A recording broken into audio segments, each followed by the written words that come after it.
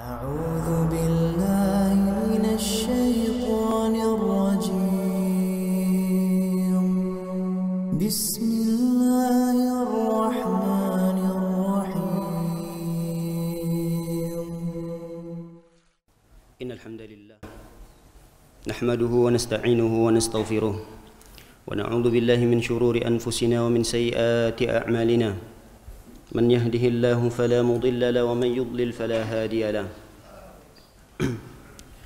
وأشهد أن لا إله إلا الله وحده لا شريك له وأشهد أن محمدا عبده ورسوله لا نبي ولا رسول بعده اللهم صل وسلم على نبينا محمد ابن عبد الله صلى الله عليه وعلى آله وأصحابه أجمعين يا أيها الذين آمنوا اتقوا الله حق تقاته ولا تموتن إلا وأنتم مسلمون يا أيها الناس اتقوا ربكم الذي خلقكم من نفس واحدة وخلق منها زوجها وبث منهما رجالا كثيرا ونساء واتقوا الله الذي تساءلون به والأرحام إن الله كان عليكم رقيبا يا أيها الذين آمنوا اتقوا الله وقولوا قولا سديدا يصلح لكم أعمالكم ويغفر لكم ذنوبكم ومن يطع الله ورسوله فقد فاز فوزا عظيما أما بعد فإن أصدق الحديث كتاب الله وخير الهدي هدي نبينا محمد صلى الله عليه وسلم وشر الأمور محدثاتها فإن كل محدثة بدعة وكل بدعة ضلالة وكل ضلالة في النار Ma'asyiral muslimin wal muslimat yang semoga Allah Subhanahu wa taala senantiasa merahmati kita.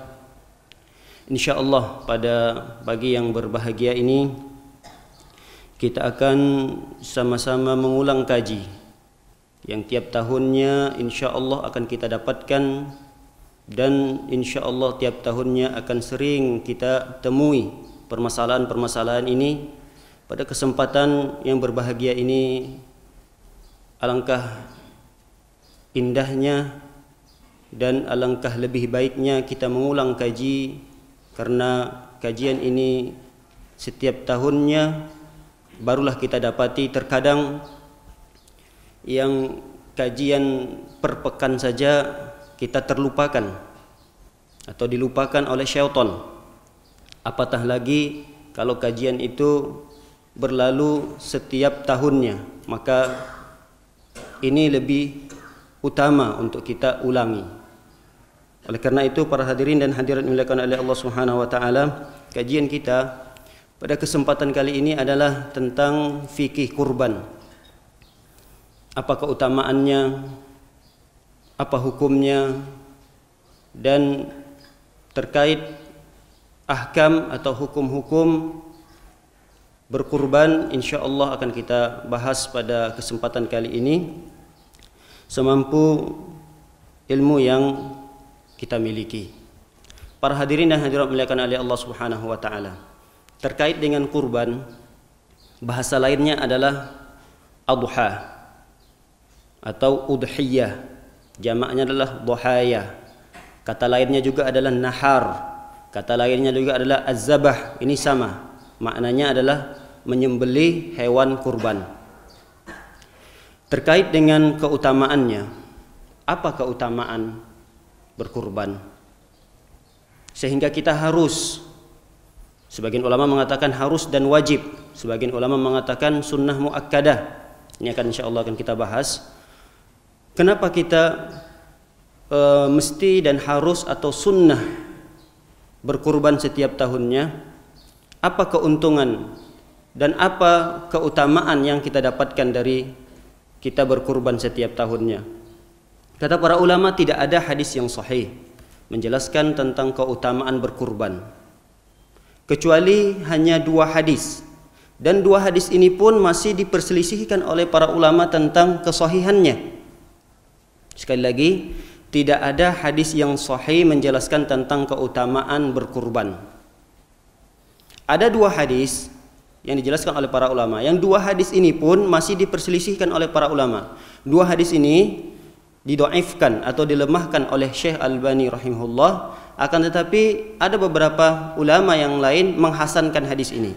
Di antara dua hadis yang disebutkan oleh para ulama tentang keutamaan berkurban adalah hadis yang diriwayatkan oleh Ibnu Majah dan At-Tirmizi.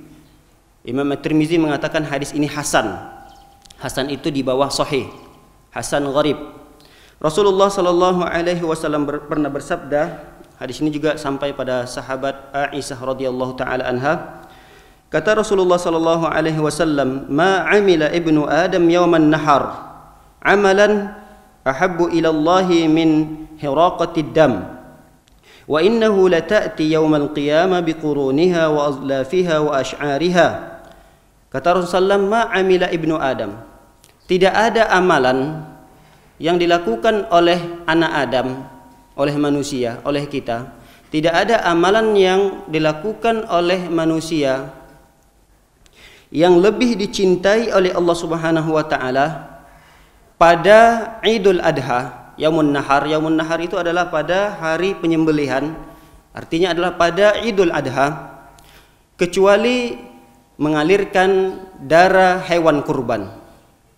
Wa innahu la ta'ti yaumal qiyamah, dan sesungguhnya hewan kurban yang kita sembelih, hewan kurban itu akan datang pada hari kiamat biquruniha, lengkap dengan tanduknya, wa azlafiha, dengan kuku-kukunya, wa ash'ariha, dengan bulu-bulunya. Wa innad dam la yaqa'a minallahi bimakanin qabla an yaqa'a 'alal ard. Sesungguhnya darah yang kita alirkan, darah kurban yang kita alirkan itu telah sampai kepada Allah Subhanahu wa taala sebelum darah kurban itu mengalir di bumi. Fatibu biha nafsan. Oleh karenanya kata Rasulullah, maka carilah hewan kurban yang terbaik untuk mensucikan diri kalian. Hadis ini dihasankan oleh Al-Imam At-Tirmizi, tapi didoifkan oleh Syekh Albani rahimahullah ta'ala. Keutamaan tentang berkurban di dalam hadis ini adalah amalan yang terbaik di antara rentetan atau rangkaian amalan-amalan di 10 awal dari bulan Zulhijjah. Kita tahu di antara keutamaan dari 10 awal dari bulan Zulhijjah, dan apabila seorang melakukan amalan-amalan dalamnya, maka Allah Subhanahu wa taala akan melipat gandakan pahala di sisi Allah Subhanahu wa taala. Bahkan amalan tersebut lebih baik daripada berjihad di jalan Allah Subhanahu wa taala. Di antara amalan di 10 awal dari bulan Zulhijjah adalah yang paling baik dan yang paling dicintai oleh Allah Subhanahu wa taala, yaitu berkurban. Hadis yang kedua yang menjelaskan tentang keutamaan berkurban, dan ini juga diperselisihkan oleh para ulama tentang kesahihannya. Hadis ini sampai kepada sahabat Zaid bin Arqam. Beliau berkata, "Qultu," aku berkata kepada Rasulullah sallallahu alaihi wasallam, "Ya Rasulullah, ma hadhil adahi?" Ya Rasulullah, ini untuk apa hewan kurban? Kata Rasulullah, "Sunnatu abikum Ibrahim." Ini adalah sunnahnya nenek moyang kalian, Nabi Ibrahim alaihissalam. Qalu, para sahabat pun bertanya, "Malana minha?" Apa keuntungan bagi kami ya Rasulullah? Apa yang kami dapatkan dari berkurban ini? Kata Rasulullah, qala bikulli sa'ratin hasanah. Setiap helaian rambut binatang yang engkau kurban, maka ada satu pahala yang engkau dapatkan. Qalu fasuf. Para sahabat bingung. Ya Rasulullah, yang kau sebutkan adalah setiap helaian rambut hewan kurban, maka satu helainya akan dihitung, akan diganti menjadi satu pahala. Kata para sahabat, ya Rasulullah, bagaimana dengan bulu-bulunya? Karena para sahabat tidak bisa membedakan mana rambut hewan kurban, mana bulunya. Kalau kita ditanya, Pak, mana rambut kambing? Dari mana sampai mana rambut kambing? Khusus yang ada di kepalanya. Kalau mungkin kita analogikan kepada manusia, kalau yang dikatakan rambut ya yang ada di kepala. Sehingga ketika Rasulullah mengatakan likulli sya'ratin hasanah, setiap helaian rambut dari hewan kurban itu maka satu kebaikan diganti oleh Allah Subhanahu wa taala. Para sahabat pun bertanya, "Fasuf ya Rasulullah, bagaimana dengan setiap helaian bulu?" Kalau bulu berarti semua bulu yang tumbuh di hewan kurban. Maka kata Rasulullah sallallahu alaihi wasallam, qala fasuf wa bikulli sya'ratin minas sufi hasanah. Sesungguhnya setiap helaian bulu yang menempel pada hewan kurban kita pun akan dihitung satu kebaikan atau satu pahala di sisi Allah Subhanahu wa taala. Kita bisa bayangkan ada berapa juta helai bulu yang tumbuh di setiap binatang kurban yang ingin kita kurbankan di sisi Allah Subhanahu wa taala. Di hadis ini sangat menarik untuk kita kembali kepada sejarah, yaitu saja sejarah nenek moyang kita Nabi Ibrahim alaihissalam. Karena ibadah kurban dan ibadah haji ini tidak terlepas dari sejarah Nabi Ibrahim dan Nabi Ismail alaihissalam. Oleh karenanya di antara hikmah kenapa kita senantiasa setiap tahun melakukan ibadah ini, di antaranya adalah untuk mengenang sejarah perjuangan bagaimana Nabi Ibrahim dan Nabi Ismail bersabar atas ujian yang diberikan oleh Allah Subhanahu wa taala, dan bagaimana juga Ibrahim dan Nabi Ismail taat terhadap perintah Allah Subhanahu wa taala. Rasulullah SAW mengatakan dalam hadis ini, sesungguhnya Idul Adha, berkurban di Idul Adha adalah merupakan sunnah, tata cara ibadah yang pernah dilakukan oleh Nabi Ibrahim alaihissalam.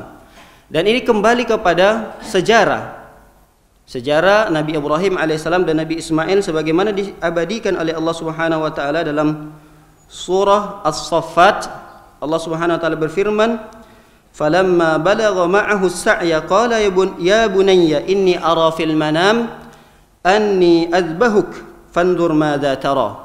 Kata Nabi Ibrahim, Allah Subhanahu wa taala menyebutkan dalam surah As-Saffat ini, manakala Nabi Ismail sampai pada usia yang bisa membedakan antara baik dan buruk, ya sekitar usia 6 sampai 7 tahun. Kalau kita kembali kepada awal kisahnya, Nabi Ibrahim alaihissalam memiliki istri 2. Yang pertama istri beliau yang bernama Sarah. Namun sudah lama menikah dengan Ibrahim alaihissalam tidak kunjung memberikan keturunan. Bahkan dalam Al-Quran disebutkan bahwasanya Sarah tidak mungkin lagi bisa melahirkan karena sudah monopos. Kemudian akhirnya Sarah istri Ibrahim alaihissalam menikahkan dan menganjurkan Nabi Ibrahim untuk menikahi pembantunya yang bernama Hajar. Lalu setelah menikah, Hajar dengan Ibrahim alaihissalam tidak berapa lama menikah, ternyata Allah Subhanahu wa taala berikan rizki seorang anak kepada Hajar, istri kedua Nabi Ibrahim alaihissalam. Namun Allah Subhanahu wa taala menguji Ibrahim dengan sebuah perintah. Wahai Ibrahim, hantarkan istrimu Hajar ke sebuah daerah yang daerah tersebut tidak ada makanan dan juga tidak ada minuman. Saat ini dikenal dengan kota Mekah. Nabi Ibrahim di saat itu tinggal di sebuah kota yang besar yang disebut dengan Syam. Sekarang yaitu Palestina, Suriah, Yordan, ini adalah Syam terdahulu. Nah, Nabi Ibrahim ketika itu berada di Syam. Tetapi Allah Subhanahu wa taala memerintahkan Nabi Ibrahim untuk mengantarkan Hajar beserta bayinya yang bernama Ismail untuk ditinggalkan di sebuah tempat yang tidak ada makanan dan juga tidak ada minuman. Hanya perbekalan yang dibawa oleh Nabi Ibrahim, yang perbekalan itu ketika sampai ke kota Mekah sudah hampir tinggal sedikit saja. Ketika itu Nabi Ibrahim pun rasa tidak teganya untuk meninggalkan, karena ini memang adalah perintah Allah Subhanahu wa taala. Akhirnya Nabi Ibrahim menguatkan dirinya untuk meninggalkan Hajar dan Ismail berduaan, tidak ada siapapun di sana. Lalu Ibrahim meninggalkan secara pelan-pelan melangkahkan kakinya. Lalu Hajar melihat, karena Hajar dan Nabi Ismail tidak tahu mau pergi kemana. Ternyata kepergian itu tidak hanya ditemani Nabi Ibrahim alaihissalam, akan tapi Nabi Ibrahim berniat untuk meninggalkan keduanya di kota yang tandus, tidak ada makanan dan minuman. Lalu ketika itu dikejar oleh Hajar. Wahai Ibrahim, apakah Anda ingin meninggalkan kami di sini sendirian dan engkau pergi meninggalkan kami? Nabi Ibrahim sedikit pun tidak keluar dari mulutnya untuk menjawab sebuah pertanyaan Hajar. Akhirnya Nabi Ibrahim terus melangkahkan kakinya. Lalu dikejar oleh Hajar. Sampai-sampai dalam riwayat diceritakan bahwasanya Hajar alaihissalam menggantungkan badannya di baju atau di pakaian yang dikenakan oleh Nabi Ibrahim alaihissalam. Yang tapi dengan berat hati dan tetap teguh, Nabi Ibrahim alaihissalam tetap melangkahkan kakinya untuk meninggalkan Hajar. Lalu dikejar lagi oleh Hajar sampai kira-kira ada sampai setengah kiloan. Terus digantung atau bergantung Hajar di baju atau di pakaian Nabi Ibrahim alaihissalam. Lalu pada akhirnya Hajar pun mengeluarkan sebuah ungkapan. Beliau mengatakan, Allahu amaraka bihada. Wahai Ibrahim, apakah Allah yang memerintahkan engkau untuk meninggalkan kami di sebuah tempat yang tidak ada makanan dan minuman ini? Kata Nabi Ibrahim menjawab, ya, na'am, ya Allah subhanahu wa ta'ala yang memerintahkanku. Kalau begitu, kata Hajar menjawab, idzan innallaha lan yudayya'ana. Kalau begitu sesungguhnya Allah subhanahu wa ta'ala tidak akan mungkin menyia-nyiakan kami. Pasti Allah subhanahu wa ta'ala akan menjaga kami. Para hadirin dan hadirat dimuliakan oleh Allah subhanahu wa ta'ala, ketika Nabi Ibrahim pulang sampai ke Syam, lalu bertemu lagi dengan istri pertamanya yaitu Sarah, tentu ada rasa rindu kepada anak yang sudah lama diharapkan, akan tetapi Allah Subhanahu wa taala perintahkan untuk berpisah. Lalu rasa rindu tersebut membuat Nabi Ibrahim ketika itu ingin berkunjung, berziarah, melihat keadaan putranya Ismail dan istrinya Hajar di kota Mekah saat ini. Lalu ketika sampai di sana, terlihatlah usia Nabi Ismail ketika itu sudah sampai pada usia kanak-kanak. Sampai-sampai Allah SWT mengatakan, falamma balagha ma'ahu sa'ya, manakala Nabi Ismail sampai pada usia yang sudah bisa tumbuh sendiri, bermain sendiri, istilahnya usia di mana kita bisa melihat dan membanggakan anak kita tersebut, dan itulah yang dirasakan oleh Ibrahim alaihissalam. Akan tetapi di usia itu Nabi Ibrahim melihat dalam sebuah mimpinya, qala ya bunayya inni ara fil manam anni azbahuk. Wahai putraku, inni ara fil manam, sesungguhnya aku melihat dalam mimpiku. Sungguhnya aku melihat dalam mimpiku. Kita sama-sama mengetahui bahwasanya mimpi para nabi dan para rasul adalah wahyu. Jadi bukan mimpi biasa. Beda dengan mimpi kita. Kalau mimpi kita adalah mimpi barangkali bisa terjadi, bisa juga itu hanya sekedar hayalan dalam mimpi atau gangguan syaitan, atau mungkin karena kecapean di siang harinya melakukan sebuah pekerjaan lalu terbawa dalam mimpi. Itu adalah mimpi manusia biasa seperti kita. Akan tetapi mimpi para nabi dan mimpi para rasul ini adalah sepakat para ulama mengatakan merupakan wahyu, perintah dari Allah Subhanahu wa taala. Lalu Nabi Ibrahim alaihissalam, karena ini memang merupakan wahyu, Nabi Ibrahim alaihissalam seharusnya melakukan ini tanpa pun harus berdiskusi dengan anaknya. Ini sebenarnya tidak mengapa. Akan tapi lihat diskusi Nabi Ibrahim dengan putranya yang tercinta Nabi Ismail menunjukkan bahwasanya Nabi Ismail juga sudah sampai pada usia mengerti untuk diajak berdialog. Kata Nabi Ibrahim alaihissalam, inni ara fil manam inni adbahuk. Dalam mimpiku tersebut aku diperintahkan untuk menyembelihmu. Fandur madza tara. Wahai putraku, bagaimana pendapatmu? Nabi Ibrahim menanyakan, fandur madza tara, bagaimana pendapatmu wahai putraku? Kata Nabi Ismail menjawab, qala ya abati if'al ma tu'mar. Wahai ayahanda, if'al, kerjakanlah, ma tu'mar, apa yang telah diperintahkan oleh Allah Subhanahu wa taala. Satajiduni insyaallahu minas sabirin, insyaallah engkau akan mendapatiku termasuk dalam golongan orang-orang yang bersabar. Falamma aslama wa tallahu lil jabin, manakala keduanya di sini adalah Nabi Ibrahim dan Nabi Ismail telah tunduk dan berserah diri terhadap perintah Allah Subhanahu wa taala tersebut, Nabi Ibrahim pun mulai membaringkan Nabi Ismail. Dan ketika itu dalam riwayat diceritakan sudah hampir Nabi Ibrahim menyembelihnya. Jadi belum sempat menyembelih.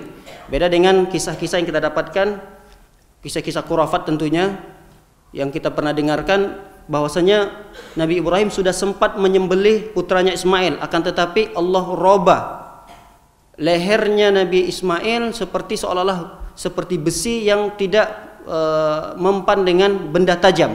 Dan inilah riwayat yang khurafat. Karena memang dalam Al-Quran dijelaskan Nabi Ibrahim baru sampai kepada tahap pembaringan putra tercintanya, yaitu Nabi Ismail alaihissalam. Hampir-hampir sudah ingin menyembelih, tapi ada panggilan Allah Subhanahu wa taala. Wa nadainahu an ya Ibrahim. Lalu ada panggilan dari Allah Subhanahu wa taala seperti seruan, "Ya Ibrahim," kata Allah Subhanahu wa taala, "qad saddaqtar ru'ya," sesungguhnya engkau telah membenarkan mimpi tersebut. "Inna kadzalika najzil muhsinin," sesungguhnya kami akan membalas perbuatan orang-orang yang baik. "Inna hadza lahuwal bala'ul mubin," sesungguhnya ini adalah ujian yang sangat nyata yang kami berikan kepada engkau wahai Ibrahim. Wa fadainahu bidzibhin azim, lalu kami tebus Nabi Ismail dengan sebuah sembelihan yang sangat besar, yaitu dengan kibas. Kibas kalau bahasa kita adalah kambing, domba yang begitu besar, ini disebut dengan kibas. Kami ganti, kata Allah SWT, kami tebus Ismail dengan kibas. Para hadirin dan hadirat dimuliakan oleh Allah SWT, sebagian ulama mengatakan kibas atau kambing domba yang menggantikan Nabi Ismail tersebut adalah berasal dari surga yang dibawa oleh malaikat Jibril. Sebagian ulama menafsirkan seperti itu. Jadi kibas yang menembus Nabi Ismail adalah berasal dari surga. Bahkan ulama menyebutkan kibas tersebut adalah kibas dari putranya Nabi Adam yang bernama Habil.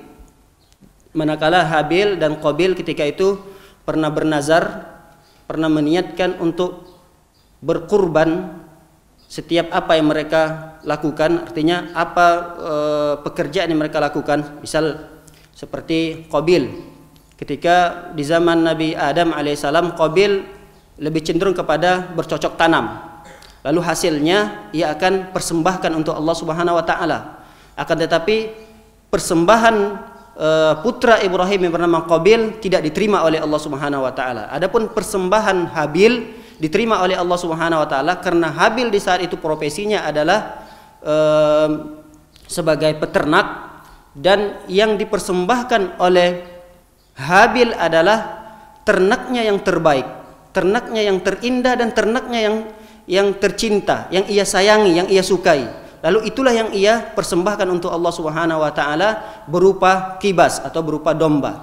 Dan domba ini diterima oleh Allah Subhanahu wa taala sehingga dibawa oleh Allah Subhanahu wa taala ke surga, dan kibas inilah yang diturunkan kembali oleh Allah Subhanahu wa taala untuk menggantikan Ismail alaihissalam ketika ingin disembelih oleh ayahnya Ibrahim alaihissalam.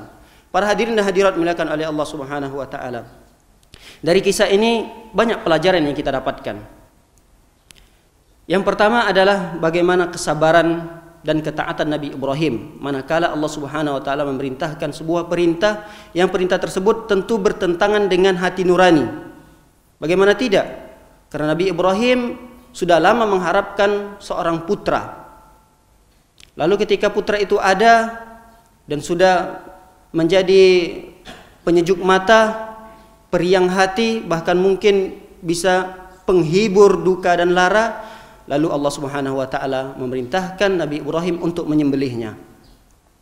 Tapi Ibrahim alaihissalam tidak pernah menimbang-nimbang perintah tersebut, tidak pernah mengatakan kepada Allah Subhanahu wa taala apakah ada tugas yang lain yang bisa menggantikan perintah ini, tidak. Artinya kalau kita kembali pada zaman kita sekarang ini, kalaulah seandainya perintah itu masih tetap berlaku, artinya sunnah ini terus diwariskan kepada kita, maka setiap kita yang memiliki anak mesti kita harus mengorbankannya kepada Allah Subhanahu wa taala. Karena hewan kurban ini adalah berasal dari sunnah Nabi Ibrahim. Kalau sunnah ini tidak diganti oleh Allah Subhanahu wa taala berupa penyembelihan terhadap seekor hewan, maka sungguh sunnah ini pun harusnya kita lakukan. Tapi itulah hikmah dan rahmat dari Allah Subhanahu wa taala. Allah ganti dengan yang lain berupa hewan kurban dan ini diwariskan kepada kita. Maka para hadirin hadirat dimuliakan oleh Allah Subhanahu wa taala, walaupun berat terasa bagi kita untuk mengeluarkan sebagian harta dari rekening yang kita miliki, untuk mengeluarkan sebagian harta tersebut untuk kita berkurban kepada Allah Subhanahu wa taala, maka keberatan hati tersebut hendaknya kita kalahkan, karena ini merupakan perintah dari Allah Subhanahu wa taala sebagaimana yang dilakukan oleh Nabi Ibrahim alaihi salam. Kalaulah harta yang kita miliki itu adalah harta kesayangan yang kita miliki, itulah rekening yang mungkin menjadikan kita untuk meningkatkan dan membesarkan usaha kita. Bahkan rekening itu barangkali untuk biaya sekolah anak kita. Dan banyak lagi rencana-rencana kita yang mungkin dari tabungan yang kita miliki. Maka ketika ada perintah dari Allah Subhanahu wa taala untuk berkurban, maka mau tidak mau, berat atau ringannya bagi kita, hendaknya kita berusaha terus untuk menunaikan perintah Allah Subhanahu wa taala. Sebagaimana Allah Subhanahu wa taala berfirman dalam sebuah surah yang mungkin sama-sama kita telah menghafalnya sejak kecil, yaitu firman Allah Subhanahu wa taala, "Inna a'tayna kal kautsar, fasholli li rabbika wanhar." Sungguh kami telah memberikan kepadamu wahai Muhammad al-kautsar. Ada dua penafsiran para ulama mengenai al-kautsar. Penafsiran yang pertama, al-kautsar ini adalah sebuah sungai yang ada di surga. Sungai tersebut di kiri dan kanannya, jadi di tengah-tengahnya mengalir air, kiri dan kanannya terbuat dari emas dan perak. Pendapat yang kedua ditafsirkan oleh Ibnu Abbas. Ibnu Abbas adalah ulama tafsir dari kalangan para sahabat. Menafsirkan kalimat kautsar di dalam surah ini adalah al-khairul katsir, kebaikan yang banyak. Inna a'tayna kal kautsar, sesungguhnya kami wahai Muhammad telah memberikan kepada engkau kebaikan yang banyak di dunia dan di akhirat. Kalau kita kembali kepada sejarah, Nabi kita Muhammad sallallahu alaihi wasallam dari dunia ini, kata Allah SWT sebutkan kami telah berikan kebaikan yang banyak. Coba kita lihat kembali ke belakang, melihat sejarah bagaimana kehidupan Rasulullah sallallahu alaihi wasallam. Dalam riwayat diceritakan bahwasanya Rasulullah sallallahu alaihi wasallam sebagaimana dikisahkan oleh Aisyah, sampai sebulan berhari-hari dapur rumah Rasulullah SAW tidak terlihat ada asap yang keluar. Artinya di rumah Rasulullah SAW tidak ada bahan makanan pokok yang ingin dimasak oleh para istri Rasulullah SAW, saking tidak adanya makanan. Yang tersisa hanya korma dan hanya air zam-zam yang Rasulullah SAW konsumsi. Itu yang dimiliki oleh Rasulullah sallallahu alaihi wasallam. Tetapi Allah SWT mengatakan, wahai Muhammad, sesungguhnya kami telah memberikan kepadamu di dunia ini kebaikan yang banyak. Kebaikan yang banyak ternyata tidak hanya diterjemahkan dengan harta yang banyak, walaupun bagian daripada kebaikan di dunia adalah harta. Akan tetapi Rasulullah sallallahu alaihi wasallam di dalam riwayat diceritakan tidak pernah meninggalkan sekalipun berkurban. Setiap tahunnya Rasulullah sallallahu alaihi wasallam berkurban. Padahal Rasulullah sallallahu alaihi wasallam lebih butuh terhadap harta tersebut dibandingkan dengan kita saat ini.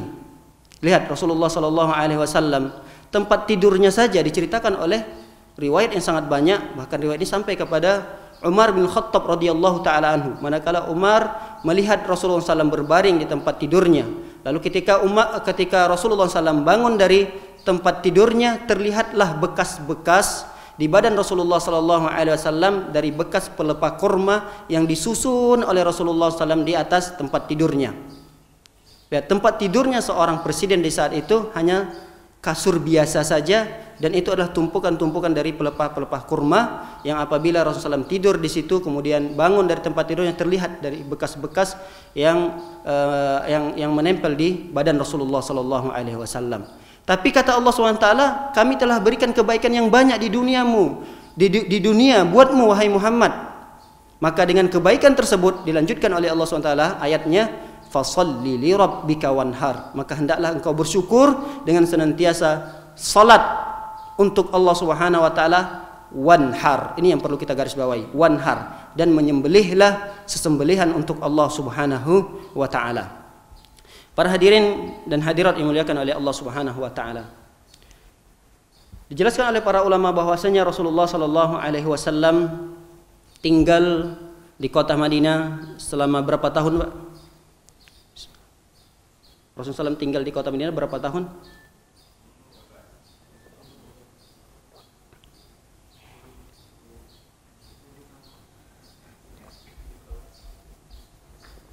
Sepuluh apa 13? Rasulullah SAW diangkat menjadi nabi menjadi rasul berapa tahun umurnya? 40. Rasulullah SAW meninggal berapa tahun umurnya? 63. Berarti tersisa berapa tahun antara 40 sampai 63? 23 tahun. 23 tahun ini dibagi menjadi dua fase. Fase yang pertama ketika Rasulullah SAW berada di Mekah. Kemudian fase yang kedua Rasulullah SAW berada di kota Madinah. Sekarang pertanyaannya, berapa tahun Rasulullah berada di kota Madinah? 10 tahun. 10 tahun berarti secara otomatis kita akan mengetahui berapa tahun Rasulullah berada di kota Mekah. Kata para ulama, Rasulullah SAW 10 tahun berada di kota Madinah, tidak pernah meninggalkan sekalipun ibadah kurban. Bahkan akhir hayatnya, karena Rasulullah hanya sempat melakukan ibadah kurban itu hanya 9 kali. Jadi dari 10 tahun itu 9 kali Rasulullah SAW melakukan ibadah kurban. Dan setiap tahunnya Rasulullah diriwayatkan 2 ekor domba yang sudah tumbuh tanduknya bahkan berwarna putih secara keseluruhan, walaupun ada sedikit yang berwarna hitam. Dan dijelaskan oleh Aisyah, hewan kurban Rasulullah SAW itu warnanya lebih dominan warna putih, kemudian ada sedikit hitam di mulutnya, kemudian di kakinya dan di perutnya, warna hitamnya. Nah, para hadirin hadirat dimuliakan oleh Allah SWT, di tahun yang ke-10-nya, ini yang lebih besar lagi ibadah yang dilakukan oleh Rasulullah SAW ketika beliau melakukan ibadah haji. Haji perpisahan yang disebut dengan haji wada. Haji wada yang dilakukan oleh Rasulullah SAW karena orang yang beribadah haji, dia tidak disyariatkan untuk beribadah kurban. Jadi Rasulullah SAW hidup 10 tahun di kota Madinah. Hanya 9 tahun Rasulullah SAW melakukan ibadah kurban. Di tahun yang ke-10 Rasulullah SAW tidak melakukan ibadah kurban, tapi diganti oleh Rasulullah SAW melakukan sebuah ibadah yang hampir sama, disebut dengan al-hadiyu. Ini bagi teman-teman atau para hadirin dan hadirat, para jamaah yang sudah melakukan ibadah haji pasti sudah tahu apa itu al-hadiyu. Al-hadiyu ini adalah rentetan ibadah atau ritual ibadah haji yang apabila kita memilih salah satu dari 3 pilihan haji. Jadi haji itu ada berbagai macam jenisnya, ada haji qiran, ada haji tamattu, ada haji ifrad. Jadi biasanya kalau jamaah haji ingin mengambil haji qiran dan haji tamattu, maka dia wajib untuk menyembeli al-hadiyu. Menyembeli al-hadiyu. Karena jamaah haji tidak disyariatkan lagi untuk melakukan ibadah kurban. Jadi seandainya kalau dia tahun ini mendapatkan giliran untuk dipanggil oleh Allah Subhanahu wa taala melakukan ibadah haji, dia tidak perlu lagi melakukan ibadah kurban di kampung halamannya karena dia harus menyembeli di sana.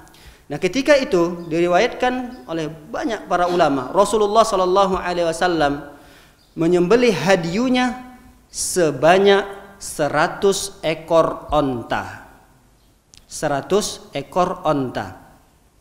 Padahal kalau kita lihat sejarah kehidupan Rasulullah sallallahu alaihi wasallam, untuk membeli 100 ekor onta itu bukanlah suatu hal yang mudah bagi Rasulullah sallallahu alaihi wasallam. Jangankan Rasulullah, yang mungkin kita saat ini yang memiliki harta yang banyak belum tentu kita mampu pada tahun ini untuk berkurban 10 ekor sapi. Walaupun kita mampu untuk membeli dan melakukan hal tersebut, tapi belum tentu tergerak hati kita untuk melakukannya. Nah, yang dilakukan oleh Rasulullah SAW di hari ke-10, di tahun ke-10, dan itu adalah haji terakhir Rasulullah SAW, walaupun dalam kehidupan Rasulullah SAW hanya melakukan haji 1 kali, dan itulah haji terakhir Rasulullah SAW disebut dengan haji wada. Rasulullah SAW melakukan ibadah al-hadiyu, penyembelihan sebanyak 100 ekor onta. Seharusnya al-hadiyu itu cukup 1 ekor kambing atau 1/7 dari sapi, atau 1/7 dari seekor onta. Tapi di saat itu Rasulullah SAW melakukannya dengan sebanyak 100 ekor onta. Kalau saat ini 1 ekor onta harganya yang paling murah berapa, Pak? Anggaplah 30 juta.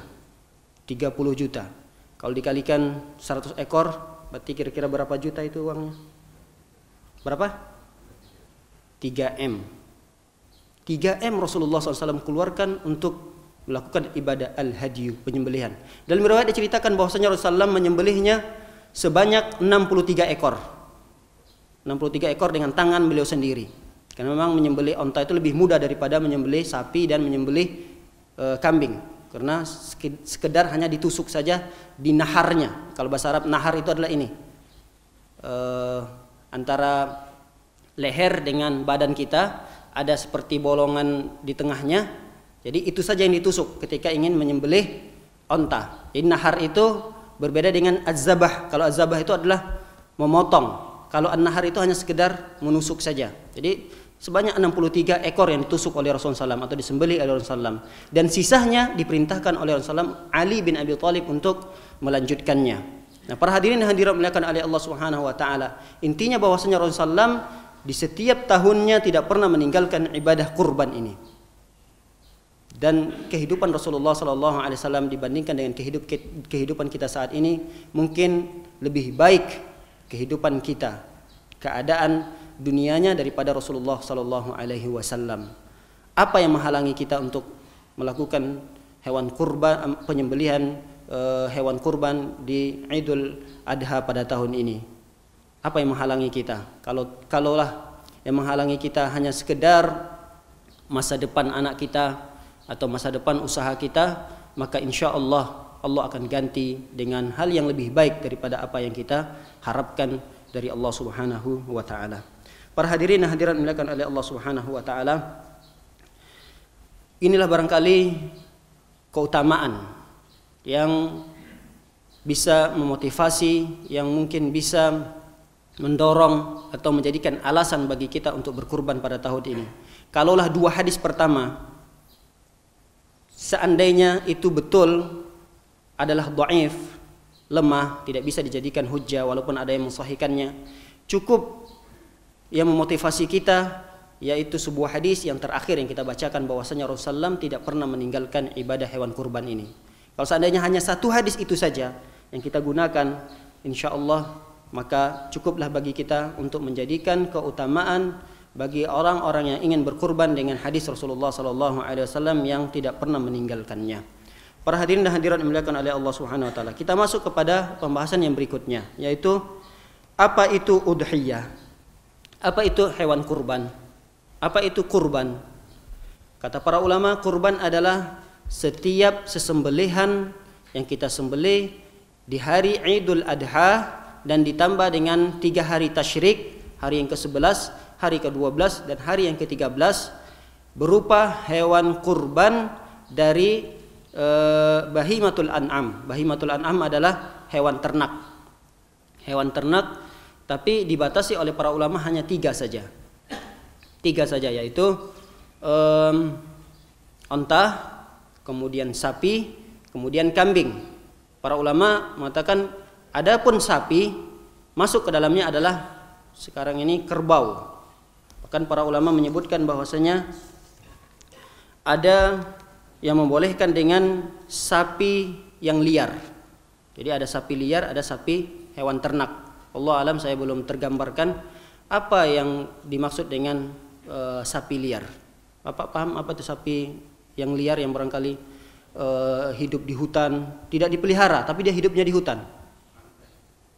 Banteng itu tidak dipelihara dan dia memang liar. Selain daripada banteng,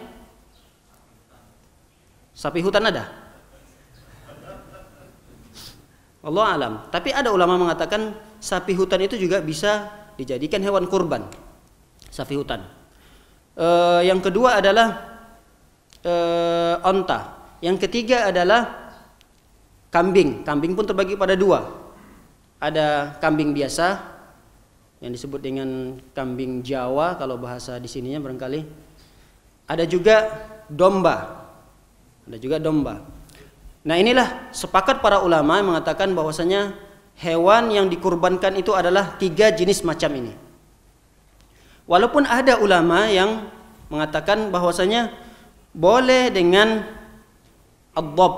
Dhab itu adalah binatang khusus yang hidup di padang pasir. Kalau bahasa Indonesianya adalah biawak. Biawak itu dibolehkan oleh para ulama. Di antara ulama yang membolehkannya itu adalah Ibnu Munzir. Dan Ibnu Munzir mengambil riwayat ini daripada Hasan. Hasan diambil daripada Saleh. Nah, ini ulama yang membolehkannya. Jadi ada dhab, binatang yang hidup khusus di gurun pasir. Dia seperti mirip dengan biawak, tapi kata para ulama dia bukan biawak. Dia memang hewan khusus yang hidup di padang pasir. Bahkan ada ulama yang membolehkan seperti Ibnu Hazm, ulama Al-Andalus yang hidup ulama besar yang hidup di Eropa di saat itu. Ulama Andalus, Ibnu Hazm, beliau mengatakan boleh seseorang berkurban dengan menggunakan setiap hewan yang boleh dikonsumsi dagingnya. Jadi hewan apa saja yang boleh dikonsumsi dagingnya maka boleh untuk dijadikan kurban. Berarti ayam boleh atau tidak, Pak? Boleh atau tidak menurut Ibnu Hazm? Boleh. Bahkan dikuatkan oleh seorang sahabat Rasulullah sallallahu alaihi wasallam yang bernama Bilal bin Rabah. Bilal bin Rabah mengatakan sebuah ungkapannya, "Ma kuntu ubali law dhahaitu bidik." Aku tidak peduli. Dan kalau seandainya aku hanya menyembelih di Idul Adha seekor ayam jago. Ayam jago ya seperti ayam.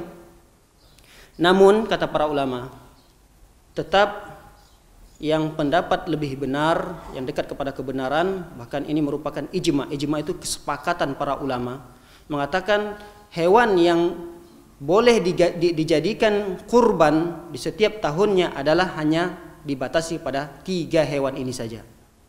Tapi bagaimana pendapat ulama yang kita sebutkan tadi yang boleh berkurban setiap daging yang boleh dikonsumsi, setiap hewan yang boleh dikonsumsi dagingnya, dan bagaimana pendapat ulama seperti sahabat termasuk sahabat seperti Bilal membolehkan berkurban dengan menggunakan seekor ayam, maka pendapat-pendapat ini menyelisihi pendapat ijma.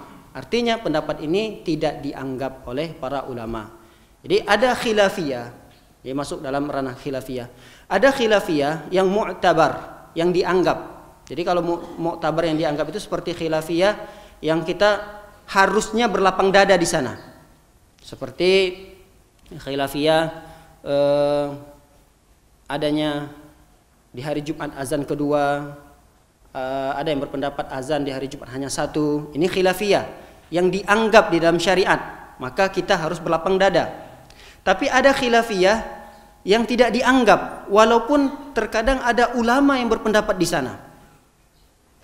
Tidak dianggap seperti yang telah kita sebutkan ini, khilafiyah yang tidak dianggap. Artinya pendapat yang kedua ini tidak dianggap oleh syariat karena menyelisihi ijma, kesepakatan para ulama yang mengatakan bahwasanya hewan yang dikurbankan itu adalah onta, sapi, dan kambing. Jika ada yang menyelisih ijma ini, maka pendapatnya tidak dibenarkan. Sama seperti pendapat ulama yang mengatakan bahwasanya ada riba yang dibolehkan. Bahkan pendapat ini bukan pendapat ulama biasa. Pendapat ulama dari kalangan sahabat Rasulullah SAW, bahkan dia ahli tafsirnya dari kalangan para sahabat. Jadi kalau para sahabat itu memiliki ribuan ahli tafsir, yang paling menonjol dari para sahabat yang mengetahui tafsir Al-Quran adalah sahabat Rasulullah SAW, Ibnu Abbas. Ibnu Abbas memiliki satu pendapat yang itu jelas keliru dan menyelisih kesepakatan para ulama, yaitu membolehkan riba fadl. Riba fadl itu adalah riba yang berlipat ganda di saat kita bertukaran secara tunai. Contoh, beliau membolehkan ketika bertukaran dengan sebuah jenis ribawi yang bersamaan, boleh antara satu dengan yang lainnya berlebihan. Misalnya si A memiliki korma tapi kualitasnya jelek, ingin ditukarkan dengan korma dengan B tapi kualitasnya bagus, sehingga si A ini harus menukarkan 1 kilo milik si B dengan 3 kilo korma yang dia miliki. Nah, ini adalah termasuk riba fadl, tapi ini dibolehkan oleh Ibnu Abbas. Kalau kita misalnya beginilah, cara ringkasnya atau ringannya adalah Ibnu Abbas membolehkan kalau kita ingin menukarkan uang 1 juta, seperti kemarin di Lebaran banyak sekali yang biasa tukaran recehan-recehan. Kalau kita ingin menukarkan 1 juta dengan orang-orang yang ada di jalan itu dengan uang 1 juta, maka kita membayarnya lebih atau pas 1 juta? Lebih kan? Maka lebihnya itu dibolehkan oleh Ibnu Abbas radhiyallahu taala anhu.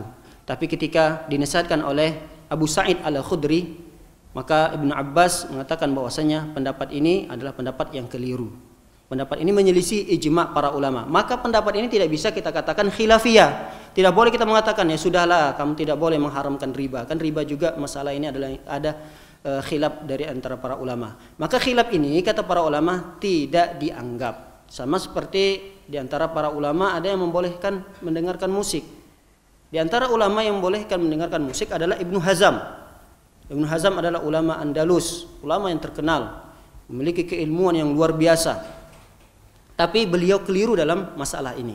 Dan kita tidak boleh mengatakan udahlah bagi siapa yang mau mendengarkan musik silahkan, bagi siapa yang tidak mau mendengarkan silahkan. Kita harus berlapang dada masalah ini, karena masalah ini adalah masalah khilafiyah. Maka masalah khilafiyah seperti ini kata para ulama tidak dianggap. Kenapa? Karena dia menyelisihi ijma' atau kesepakatan dari para ulama, sama yang kita sebutkan dalam permasalahan al-udhiyah ini.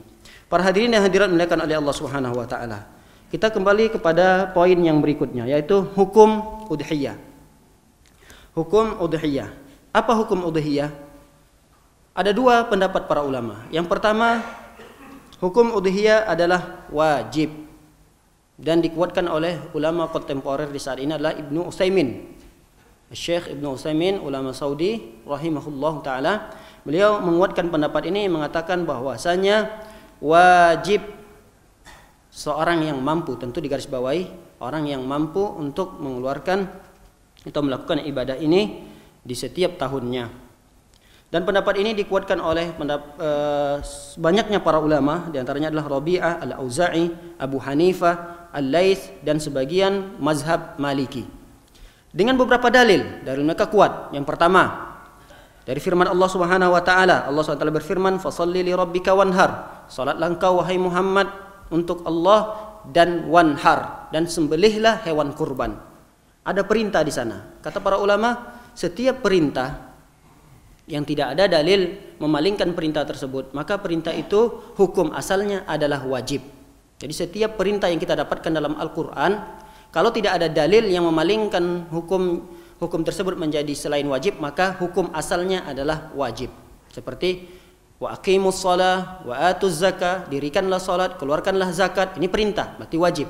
Sama juga seperti dalam surah yang kita bacakan ini, fasholli, salatlah engkau wahai Muhammad, wajib. Wanhar, dan menyembelihlah engkau wahai Muhammad, perintah lagi, maka hukumnya wajib dari ayat ini. Dalil yang kedua menjelaskan hadis yang disebutkan oleh Jundub bin Sufyan. Rasulullah sallallahu alaihi wasallam bersabda, "Man zabaha qabla an yusalli falyu'id makanaha ukhra, wa man lam yazbah falyadbah." Kata Rasulullah, barang siapa yang menyembelih hewan kurbannya sebelum ia melakukan salat Idul Adha, jadi sebelum dia melakukan salat Idul Adha dia sudah sembelih hewan kurbannya, maka hendaklah dia mengulangi sembelihan tersebut. Lihat, ada perintah Rasulullah SAW untuk mengulangi, menunjukkan bahwasanya sembelihan yang pertama tidak sah. Sehingga diperintahkan oleh Rasulullah SAW untuk mengulangi yang kedua kalinya setelah mengerjakan sholat Idul Adha. Waman lam yadzbah, dilanjutkan oleh Rasulullah SAW, waman lam yadzbah, dan barang siapa yang belum melakukan ibadah hewan kurban atau menyembelih hewan kurban, fal yadzbah, hendaklah ia menyembelih hewan kurbannya. Kemudian dalil yang berikutnya, itu sabda Rasulullah SAW dari hadis Abu Hurairah. Rasulullah mengatakan, man kana lahu sa'atun wa lam yudahhi fala yaqrabanna musallana. Siapa orang yang memiliki keluasan harta, artinya ada harta simpanannya yang apabila dia keluarkan itu tidak akan membuat anak dan istrinya tidak makan. Maka hendaknya untuk dia keluarkan dan dia belikan hewan kurban untuk dia sembelih.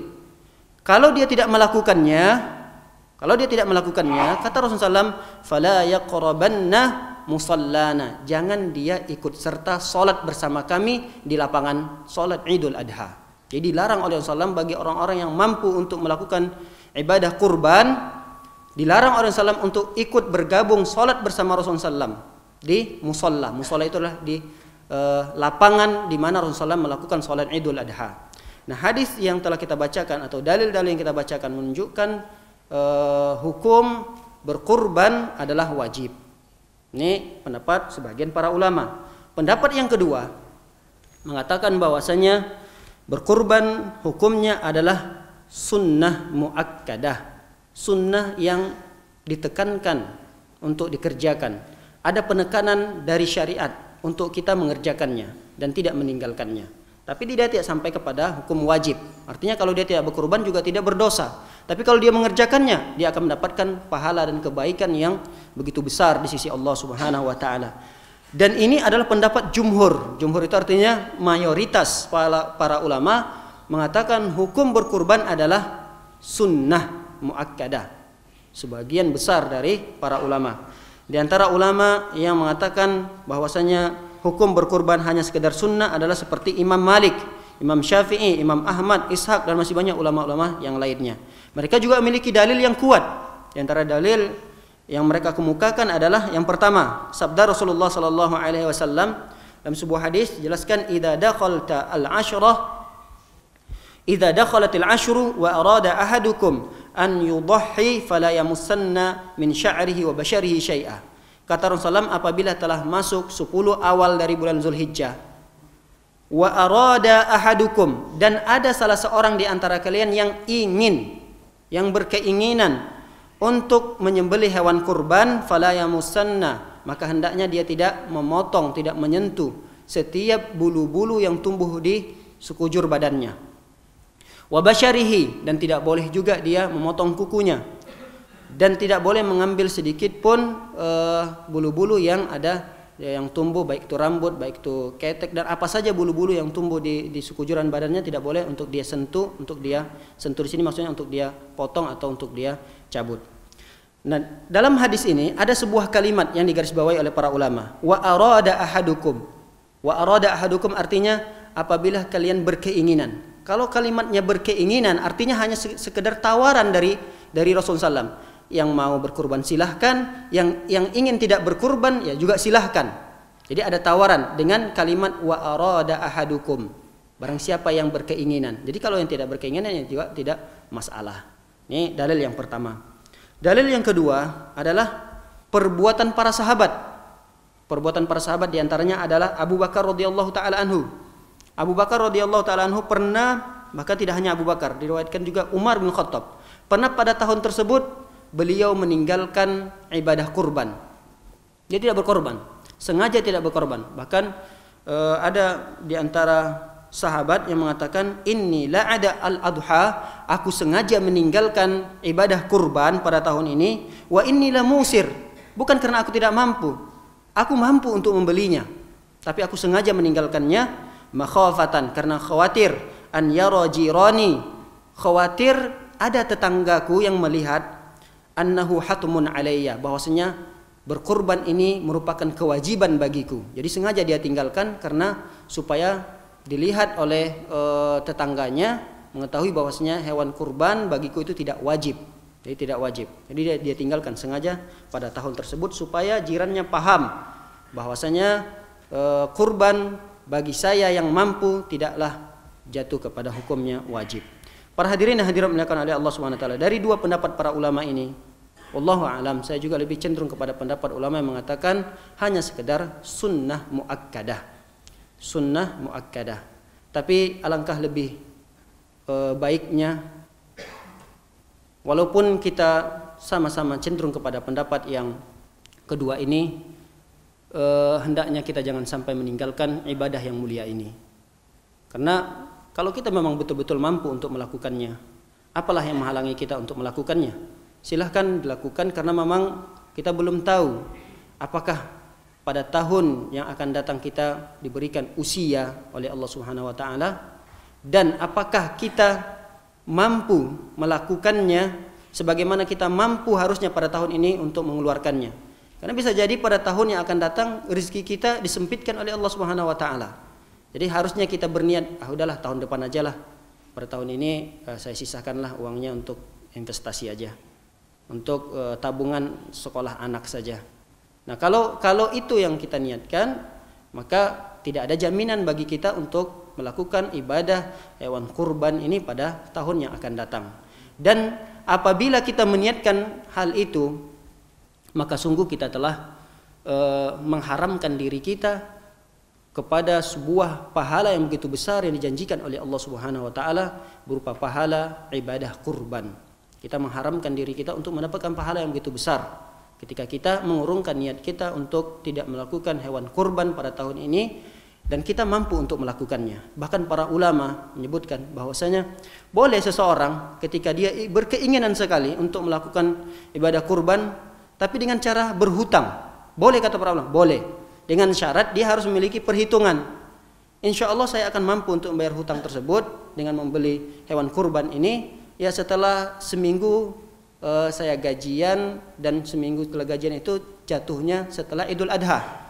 Maka sebelum di pertengahan bulan dia meminjam kepada saudaranya untuk membeli hewan kurban, dan dia akan ganti hutang tersebut karena dia memiliki perhitungan setelah Idul Adha. Bolehkah dia melakukan hal tersebut, berhutang? Kata para ulama, boleh. Sampai segitunya para ulama menganjurkan dan motivasi murid-muridnya untuk melakukan hewan kurban ini dan tidak meninggalkannya. Para hadirin yang hadirat dimuliakan oleh Allah Subhanahu wa taala, masih banyak pembahasan terkait dengan hewan kurban ini.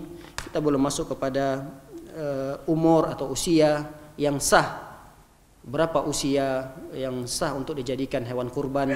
Kalau dia onta berapa tahun, kalau dia sapi berapa tahun, kalau dia kambing berapa tahun? Secara ringkas dijelaskan oleh para ulama, kalau dia onta, dia harus sampai pada umur musinnah. Musinnah itu kata para ulama, kalau dia onta genap 5 tahun dan masuk tahun ke-6.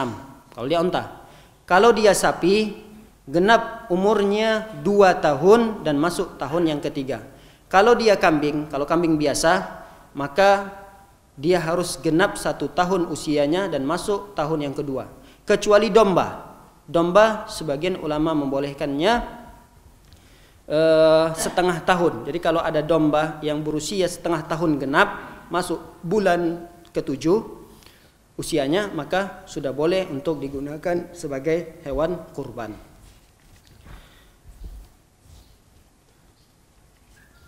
Ada beberapa kecacatan yang dimiliki oleh hewan kurban yang itu tidak sah untuk dijadikan kurban. Ada juga cacat hewan kurban yang makruh apabila kita gunakan untuk berkurban. Ada juga cacatnya hewan kurban yang tidak memberikan pengaruh, artinya dia sah dan juga tidak jatuh kepada hukum makruh. Yang insyaallah pembahasan-pembahasan yang selanjutnya barangkali bisa dilanjutkan oleh ustaz-ustaz yang lain atau di kajian-kajian yang lain yang akan kita dengarkan. Kita cukupkan sampai di sini. Barangkali apa yang kami sampaikan terdapat kesalahan atau kekeliruan, maka saya mohon ampun kepada Allah Subhanahu wa taala, dan saya mohon maaf jika ada kata-kata saya yang mungkin menyakiti perasaan dan menyinggung perasaan. Wabillahi taufiq wa hidayah. Wa sallallahu ala nabiyyina Muhammadin wa ala alihi wa sahbihi wasallam ajma'in. Subhanakallahumma bihamdika asyhadu an la ilaha illa anta astaghfiruka wa atubu ilaik. Assalamualaikum warahmatullahi wabarakatuh.